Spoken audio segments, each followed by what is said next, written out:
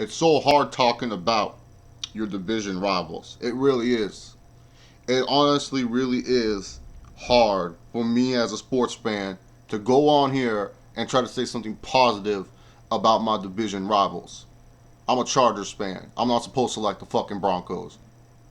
What, you want me to sit here in the Super Bowl video, pay respect to Peyton Manning, and fucking congrats to Denver Broncos? Fuck that. I ain't gonna fucking say shit like that. It's a rivalry. I don't want the Broncos to win. I never want to see the Broncos to win. How many of you guys have arch rivals and arch nemesis? You don't want to see them to win at all. Alright? That's how it's gonna roll. So sorry if you guys were expecting a Super Bowl video where some motherfucker comes on here and sucks the dick of Peyton Manning and congratulates him on his fucking stellar career. You're not gonna get that here. You're gonna get that in other videos, but not from me. Because I'm depressed seeing my division rival go on and become the Super Bowl 50 champions. It's hard to stomach because we have to play these guys twice a year. We know what's coming twice a year. And it's just so hard to know that your rival is that much better than you. Because see, let's face it, the Chargers, we sucked this year. I'm gonna be full front honest with you. We freaking sucked. We have the 3rd pick in the NFL draft. We're picking number 3. The Broncos are picking 31 this year. And the reason why they're picking 31 is because the Patriots lost their 1st overall draft pick because they decided to deflate some balls last year. So, how are you going to tell me as a fan that we have a chance next year? Especially what I saw what these boys did. Like, god dang. It's not just them, too. The fucking Chiefs have a good defense. The Raiders are on the fucking ride. Like, fuck. Man, the Chargers are fucking screwed, man. But anyway, Super Bowl 50. I'll say this. Thought the game was bad. I'm going to be honest here. The game was very, very lame. The only good parts of the game were seeing Coney Ely dominate and Denver's pass rush. That whole pass rushing unit, that D-line, the outside linebacking crew, they did work. Sylvester Williams, Malik Jackson.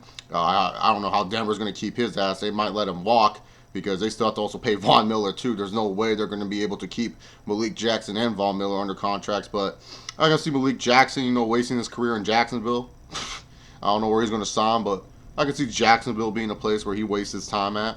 Maybe the Browns will overpay for him. You can see the Browns doing something like that. Maybe the Titans pair him up with Jarrell Casey. That'd be pretty sick.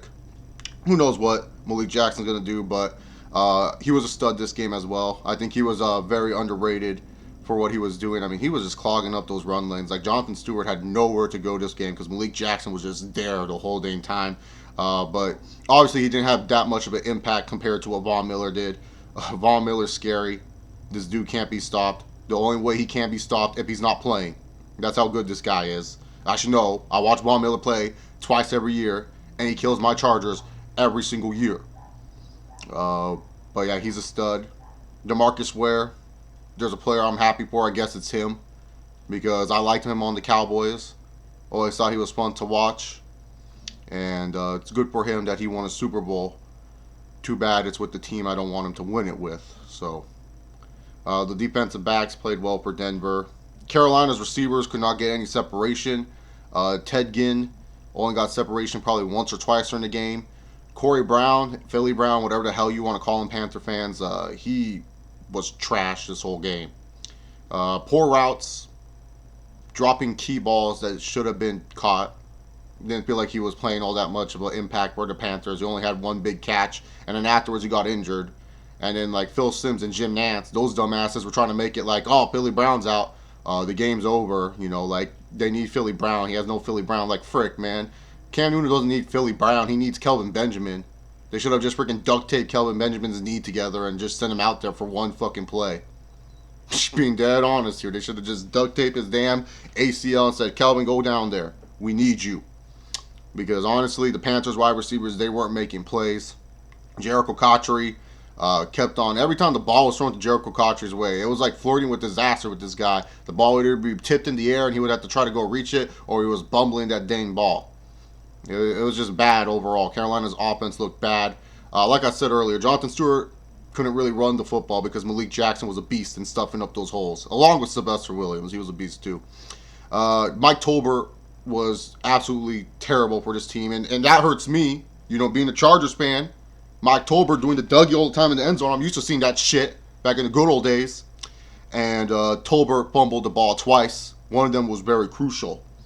A couple plays from the Panthers defense. Coney Ealy, like I said, he was a stud. But honestly, the Panthers defense, they need to force more turnovers than what they had. They let the ball slip away from them a couple times. There was a couple times where Peyton Manning dropped the ball after getting the snap, and the Panthers did not jump on it whatsoever. Josh Norman should have had 2 interceptions on this game. Peyton Manning should have thrown at least 3 interceptions this game, because Josh Norman had 2 easy dead-to-right interceptions that could have changed the game, and especially the last one that Norman had. It was where Demaryius Thomas and him were kind of tangled up a bit. Demaryius got a little separation, not a lot of separation, but Norman was right there, and if he would have made the play at the ball, that's right there on the 20-yard line. Instead, Denver got to kick it all the way back, and Cam Newton had to go back on his own 20. Instead of being on your own 20-yard line, and it's a good scoring position for your offense, no, you have to kick it. So you just got to come down with those types of balls.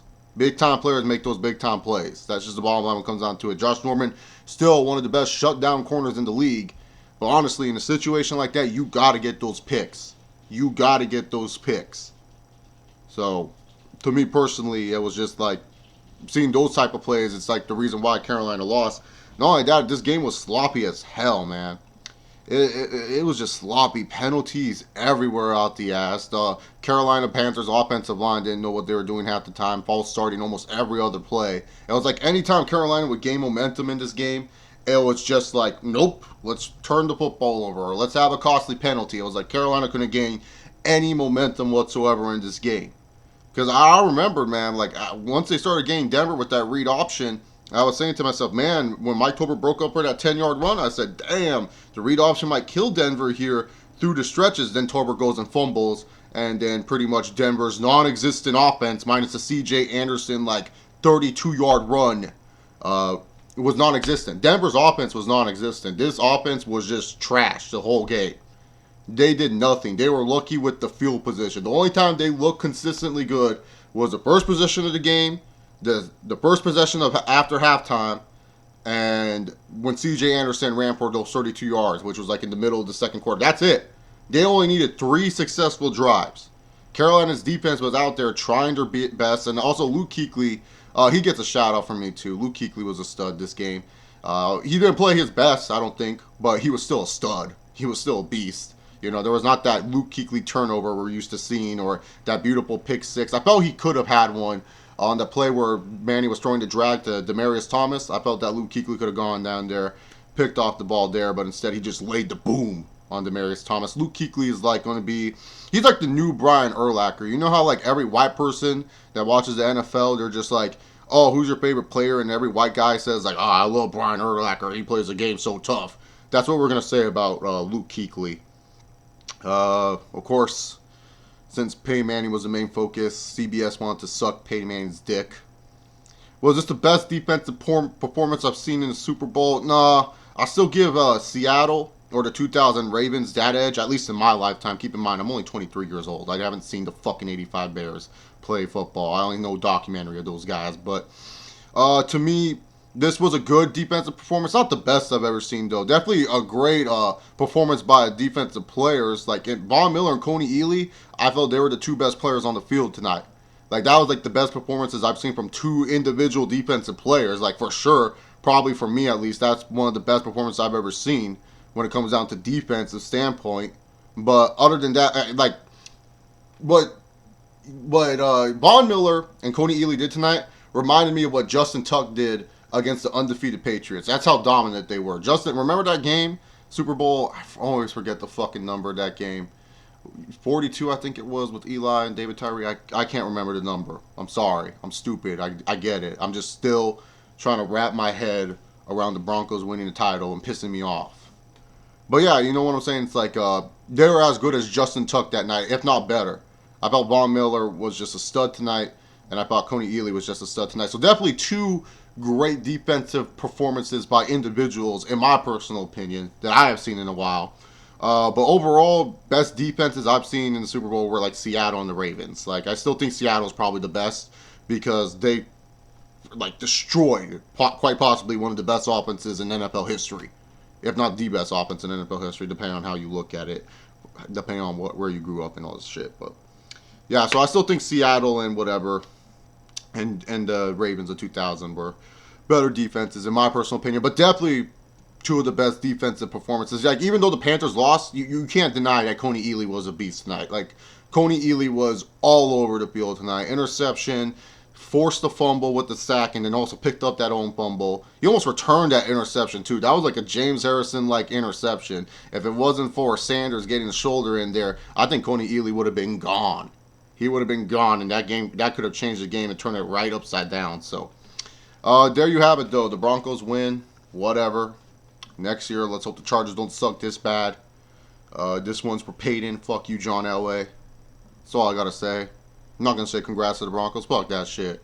Chargers fan. Not gonna say congrats to my divisional rival. We'll say congrats to the fans, because you guys actually support winning teams, unlike me.